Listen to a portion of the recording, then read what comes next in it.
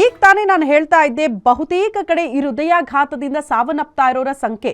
ಈ ಆತಂಕಕ್ಕೆ ಕಾರಣ ಏನು ಗೊತ್ತಾ? ಯುವ ಸಮೂಹದಲ್ಲಿ ಅತಿ ಹೆಚ್ಚಾಗಿ ಹಾರ್ಟ್ ಅಟ್ಯಾಕ್ಗಳಾಗ್ತಾ ಇದೆ. ಚಿಕ್ಕ ಮಕ್ಕಳು, ಸ್ಕೂಲ್ಗೆ ಹೋದವರು, ಕಾಲೇಜಿಗೆ ಹೋದವರು, ಕೆಲಸಕ್ಕೆ ಹೋದವರು ವಾಪಸ್ ಬರ್ತಾ ಇಲ್ಲ, ಹೃದಯಾಘಾತದಿಂದ ಸಾವನ್ನಪ್ತಿದ್ದಾರೆ. ಇದು ಆತಂಕಕಾರಿ ವಿಚಾರ ಅಂತ.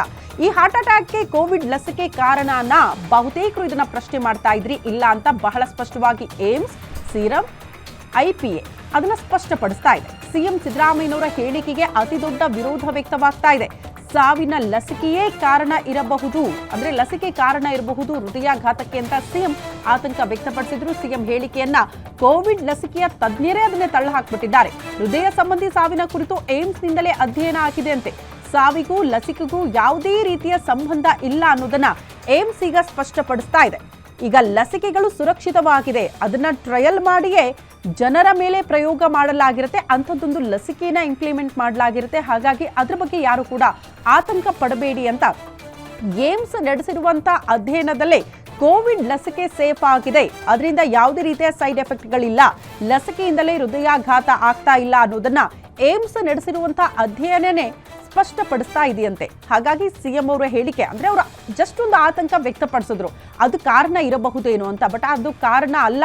ರಾಜ್ಯದ ಮುಖ್ಯಮಂತ್ರಿಗಳು ಆ ರೀತಿ ಮಾತನಾಡಬಾರದು, ಅದು ಜನರಲ್ಲಿ ಬೇರೆ ರೀತಿಯ ಸಂದೇಶ ಕೊಡುತ್ತೆ, ಆತಂಕವನ್ನ ಸೃಷ್ಟಿ ಮಾಡುತ್ತೆ ಅನ್ನುವಂತಹ ವಿಚಾರವನ್ನ ತಜ್ಞರು ಕೂಡ ಹೇಳ್ತಿದ್ದಾರೆ.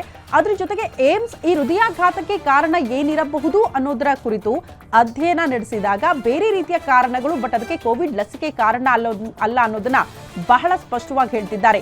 ಈ ಹಿಂದೆ ಹುಬ್ಬಳ್ಳಿಯ ಕಿಮ್ಸ್ ಆಸ್ಪತ್ರೆ ಕೂಡ ಇದೇ ವಿಚಾರಕ್ಕೆ ಸಂಬಂಧಪಟ್ಟಂತೆ ಅಧ್ಯಯನ ಮಾಡಿತು.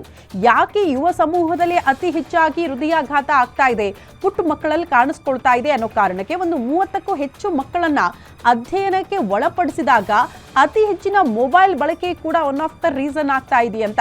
ಹೆಚ್ಚೆಚ್ಚು ಸ್ಕ್ರೀನ್ ಟೈಮ್ ಜಾಸ್ತಿ ಆಗ್ತಾ ಇರೋದ್ರಿಂದ ಮಕ್ಕಳಲ್ಲಿ ಅದು ಕೂಡ ಹೃದಯಾಘಾತಕ್ಕೆ ಕಾರಣ ಆಗ್ತಾ ಇದೆ. ಆಹಾರ ಶೈಲಿ, ಜೀವನ ಶೈಲಿ, ಒತ್ತಡದ ಜೀವನ, ಮತ್ತೊಂದು ಕಡೆ ಬೊಜ್ಜು, ಒಬೆಸಿಟಿ, ಇದೆಲ್ಲವೂ ಕೂಡ ಕಾರಣ ಆಗಿರಬಹುದು ಹೃದಯಾಘಾತಕ್ಕೆ ಅನ್ನುವಂತಹ ವಿಚಾರವನ್ನ ಈ ಕಿಮ್ಸ್ ನಡೆಸಿರುವಂತಹ ಅಧ್ಯಯನ ಕೂಡ ಆ ರಿಪೋರ್ಟ್ ಅನ್ನ ಕೊಟ್ಟಿತ್ತು.